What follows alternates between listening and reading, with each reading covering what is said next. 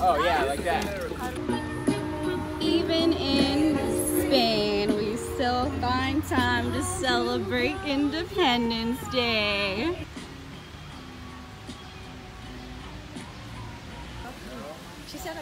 Yay! First mimosa. Woo! Baby's first mimosa.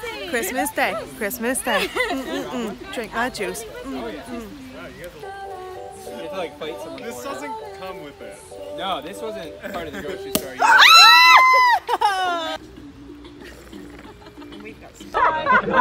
knows it. Good patriot. Alright, ready? 1, 2, 3, go! Woo! You look beautiful.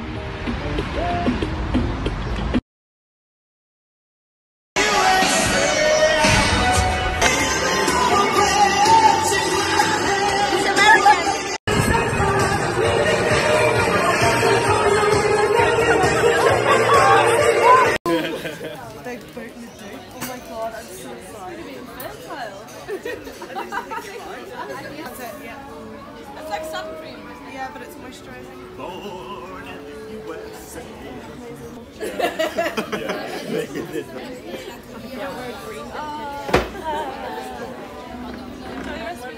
We honestly don't know what's happening right now.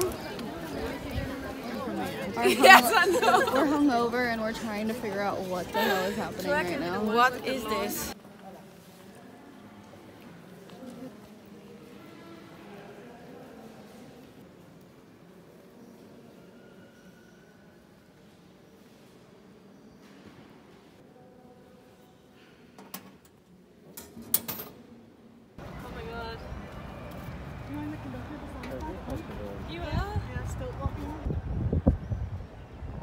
What's up, guys? It is Friday, July 6th, and I look like a mess because I was just crying on FaceTime with my mom. 1 second.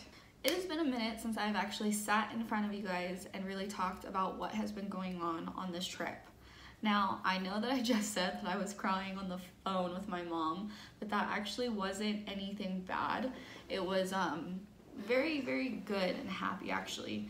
So I figured I would take advantage of being in my room alone in this amazing sunlight in front of this window, hoping that nobody comes into the room right now so I could just sit down for a few minutes and talk to you guys about what has been happening the past few days. So the last time that I sat down and really talked to you guys, I was in, what albergue? It was the one with the pool. Where I kind of just quickly updated you guys. That was a few days ago. But basically what happened was we got into Burgos. After Burgos, we knew that we were all going to split up. And we planned it to get to Burgos on the 4th of July. As you guys know, we were a mixed group of people of a lot of different nationalities, but the Americans thought it would be funny to still celebrate 4th of July. So we got to Burgos, checked in at a municipal, and then went to the supermarket and bought so much stuff for 4th of July. Our foreign Famino members wanted to have mimosas. Sarah thought it was only a Christmas drink, but we told her that's us every Sunday sort of thing. And then we got a bunch of beer because we wanted to teach our foreign Famino members how to shotgun and chug beer. And we just got a bunch of snacks. And then we headed to the park. The boys set up their hammocks and a mat on the floor by the river. And we pretty much just drank and played drinking games and park games all day and had a really, really, really amazing time together. After that, it was really funny, actually. After that, what happened was that we still wanted to go out, and our municipal had a curfew, and so we just got all of our stuff together, packed everything up, and left, and planned to check into a 24-hour hostel. And on our way to the hostel, there had been a festival going on because it was like the city's birth festival or something like that. So we stopped and we started dancing with our backpacks in the middle of this festival, and it was a shit show. It was awful. But unfortunately, I don't really have any clips from that. But it was just really funny. I wish that I had recorded that whole encounter. After that, we finally went to the hostel to check in, and our check-in, it took like an hour. It was ridiculous. And once that was all over, I wasn't feeling well. I drank substantially more than I thought that I did, and so I was actually extremely drunk and had a massive headache. And after the whole issue at the check-in, I just wanted to go to sleep. So I ended up just staying, and everyone else ended up going out. And they weren't even out for that long because I was still awake when they got back home. So basically everyone slept, everyone woke up hungover, we had breakfast, and then the goodbye started. It was first Austin and Connor, and then it was Jake and Claire. And then I was also going to leave to Lyon yesterday, but there was too many goodbyes for one day, so I just figured I would stay another day, and everyone would split off today. So that's exactly what happened. I stayed another day in Burgos with the Camino members that were left. We kind of just went about our day resting and catching up on things that we hadn't been caught up on for the past few days or whatever. So we pretty much had a free day yesterday. Then we got together for our last Camino dinner with who was left, and then just went out. The last thing that we did before we went to bed was we went up to this viewpoint and we just looked at the city of Burgos, which was absolutely amazing. And Sarah played a couple songs for us on her cello, and yeah, it was like the perfect ending to that whole chapter. And this morning everyone said their last goodbyes, and I headed to the bus station and got my bus ticket to Lyon. So I skipped about 80 miles of the trip. So the reason I did that is because when I met up with this group and I started walking with them, I was actually going at a much slower pace than what I had originally anticipated and planned for. And if I had continued from Burgos and even like pushed to doing about 20 to 25 miles a day, I wouldn't have time to finish it before I had to leave to meet my dad in Barcelona on the 23rd. So I just decided to skip the whole section of the Meseta.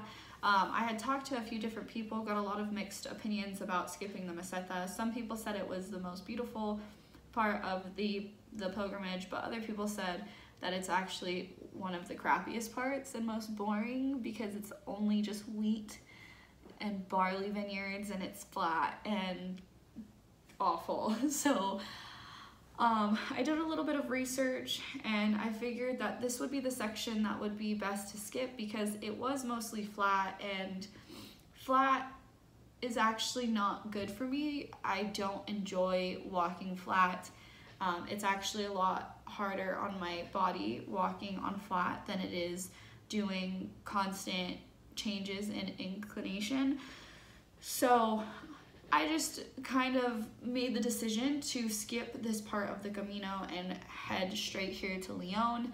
So that's exactly what I did. I got here around 2:30, 3 o'clock, got checked in, and started editing videos because I know that I have been slacking on editing videos.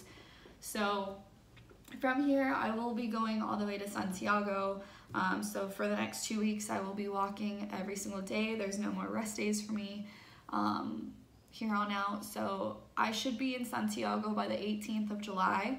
It is now the 6th, so in 12 days, I will be in Santiago de Compostela, and I will have finished the Camino de Santiago.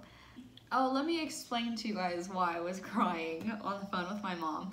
It wasn't anything bad, nothing sad at all whatsoever. The past couple of days has just been very emotional for me. I've just been very, very overwhelmed with like happiness and just this form of contentment that's just so surreal to me. I've never felt like this before, and it's because I feel such a huge connection toward the people that I got close with the past week, you know, and it was actually a lot harder for me to say goodbye to them than I anticipated, because I'm like, I had mentally prepared for this, you know, getting close to people and having to say goodbye, but it's just a lot harder. The reality of it is just a lot harder. So I just did not anticipate these people having such a significant impact on my life and being so important to me in such a short amount of time. It's like, it's crazy when you share a journey with someone. I mean, everyone is walking their own Camino, but you all are choosing to suffer this, you know, put yourself through this suffrage, through these conditions and everything. And I mean, it's just the amount of dedication and commitment that each of you guys just share right off the bat from being here is just already in and of itself an amazing connection to have. And then if you guys connect even further, like, it's just crazy. So it's just been a very emotional time. So they weren't tears of sadness, they were definitely tears of happiness and just overwhelming contentment with this entire trip. So I'm definitely trying not to cry right now.